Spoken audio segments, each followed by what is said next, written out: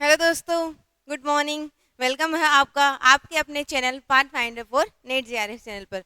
तो दोस्तों, हमने 5 मिनट सीरीज स्टार्ट की थी जिसमें आपका 5 मिनट में आपका कॉन्सेप्ट क्लियर, एक टॉपिक का कॉन्सेप्ट क्लियर हो जाएगा। तो उसमें हमारा एनवायरनमेंट के टॉपिक चल रही थी। एनवायरनमेंट में हमारा आज का टॉपिक रहेगा आपका ध्वनि प्रदूषण। तो ध्वनि प्रदूषण, उससे पहले दोस्तों, पाथफाइंडर लर्निंग ऐप के ऊपर आपके लिए नवरात्रा ऑफर है। तो नवरात्रा ऑफर में आपकी नेट सेट यानी कि नेट जीआरएफ और सेट की क्लासेस है, आरपीएससी स्कूल व्याख्याता की क्लासेस है, इसी में आपके कॉलेज लेक्चरर की क्लासेस है और आपको लैब असिस्टेंट भी क्लासेस दी जाएगी जो कि आपकी ज्योग्राफी सब्जेक्ट के लिए होगी। आपको ज्योग्राफी सब्जेक्ट के लिए सारी क्लासेस यानी कि सारे कोर्स आपको प्रोवाइड किए जा रहे हैं और नवरात्रा के इस अवसर पर आपको 40% का डिस्काउंट यहाँ पर दिया जा रहा है। आपको 40% का डिस्काउंट सभी कोर्सेज पे आपको दिया जा रहा है। अब आप क्लासेस का शेड्यूल की बात करें कि आपके कौन सी क्लासेस कैसे होगी, तो नेट जीआरएफ की क्लासेस में आपको पेपर 1 और पेपर 2 दोनों क्लासेस दी जाएगी।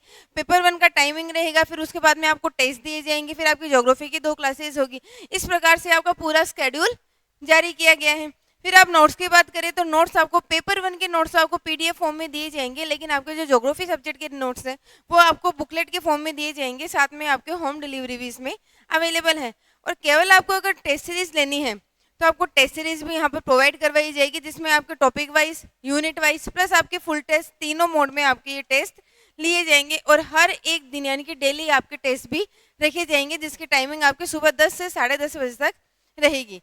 अब ये क्लासेस आपको ऑनलाइन प्लस ऑफलाइन दोनों मोड में आपको मिलेगी। तो इसके लिए आपको डाउनलोड करना है पाथ फाइंडर लर्निंग ऐप और साथ में यूट्यूब चैनल को सब्सक्राइब करना है path finder for net GRF channel. तो चलिए दोस्तों, आगे बात करते हैं हमारे ध्वनि प्रदूषण। ध्वनि प्रदूषण होता क्या है? तो सबसे पहले बात करें कि ध्वनि यानी कि आवाज़ तो सबको सुनाई देती है। अब आवाज़ सुनना और एक ज़्यादा आवाज़ सुनना, एक तो सामान्य आवाज़ हमारे लिए इनफ होती है, लेकिन आपके लिए असामान्य यानी कि आपके सामान्य से अधिक जब आवाज़ आपके कानों में अगर आपको पेनफुल हो, आपको पैनिक करे, तो वो आपके लिए प्रदूषण का काम करती है। तो अनियंत्रित, अत्यधिक तीव्र एवं असहनीय ध्वनि को आप ध्वनि प्रदूषण कहते हैं। ध्वनि प्रदूषण की तीव्रता को, यहाँ से क्वेश्चन आता है दोस्तों कि ध्वनि प्रदूषण की या ध्वनि की तीव्रता को किस में मापा जाता है?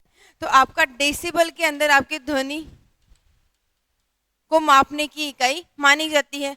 0 डेसिमल ध्वनि की तीव्रता का वह स्तर है जहां से ध्वनि सुनाई देने लगती है। इसके बाद में फुसफुसाहट में बोलने पर ध्वनि की तीव्रता 30 डेसिमल होती है, यानी कि आपके जो 30 डेसिमल होती है, ये आपके जो घर में आप जो घर में नॉर्मल बात करते हैं वो आपकी 30 डेसिमल के अंतर्गत आती है।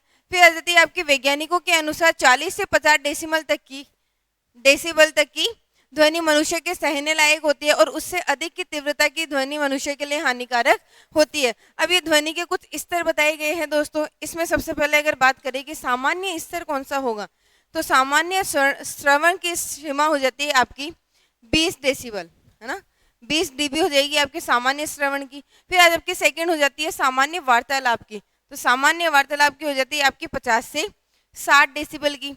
फिर हो जाती है आपके सुनने की क्षमता में गिरावट, यानी कि आप कम सुनने लगते हैं, तो आपकी जब आवाज़ 75 डेसिबल तक आपकी आवाज़ या फिर ध्वनि आपके कानों में जाती है तो आपको थोड़ी सी परेशानी या पैनिकनेस होने स्टार्ट हो जाता है। फिर आपका चिड़चिड़ाहट, यानी कि आपकी इतनी आवाज़ बढ़ जाती है कि आपका मन चिड़चिड़ाहट या कि आपका स्वभाव चिड़चिड़ाहट हो जाता है, जिसकी वैल्यू होती है आपकी 80 डेसिबल।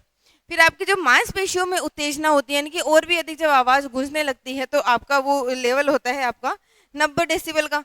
और आपकी जो दर्द की सीमा होती है, यानी कि लास्ट आपके 120 डेसिबल तक की सीमा को दर्द की आपकी एकदम हार्ट पेनफुल वाली लिमिट कहा जा सकता है। तो इसमें क्वेश्चन भी आया हुआ है दोस्तों कि आपकी लास्ट लिमिट कौन सी होती है। तो आपकी जब पैनिकनेस की बात करें तो इसमें आपका 120 डेसिबल तक की आपकी जब ध्वनि की सीमा हो जाती है तो वहाँ पर आप सुनने में असहनीय हो सकती है। अब इसमें दोस्तों बात करें जहाँ से मोस्ट क्वेश्चन आते हैं, तो आपके दो दो क्वेश्चन, एक तो हो जाता है आपकी ध्वनि की इकाई को डेसिबल में मापा जाता है, साथ में इसमें आपकी 120 डेसिबल तक की सीमा आपके श्रवण की या फिर सुनने की आपकी 120 डेसिबल होती है, लिमिट होती है।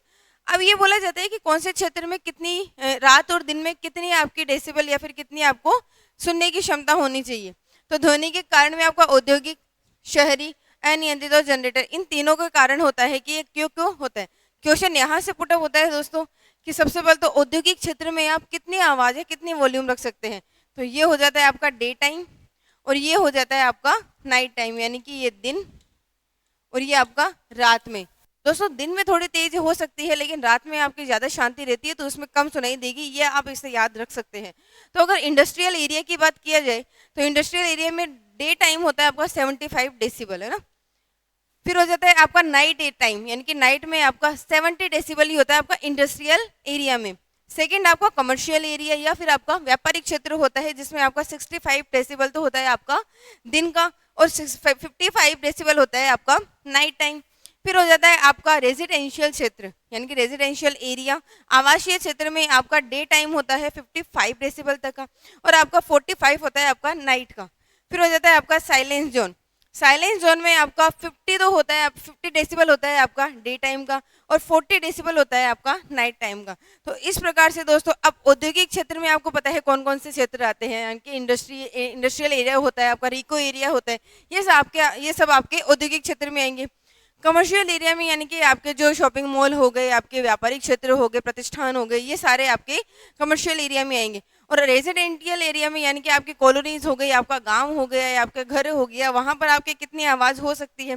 और आपका जो साइलेंट जोन है, साइलेंट जोन के अंदर आपकी थोड़े सेंसिटिव जोन्स आते हैं, जैसे कि आपका हॉस्पिटल हो गया, गवर्नमेंट ऑफिसेज हो गए या फिर और भी कुछ एडमिनिस्ट्रेशन ऑफिसेज हो गए। यहाँ पर आपको साइलेंस एरिया के अंदर दिन में आपको 50% और नाइट में आपको 40 डेसिबल तक की ध्वनि मान्य है। तो इस प्रकार से दोस्तों ये हमारी लिमिट हो गई। उसके बाद में ध्वनि प्रदूषण का क्या प्रभाव पड़ता है, ध्वनि प्रदूषण पर नियंत्रण कैसे रखा जा सकता है, ये सारी बातें भी हम देखेंगे।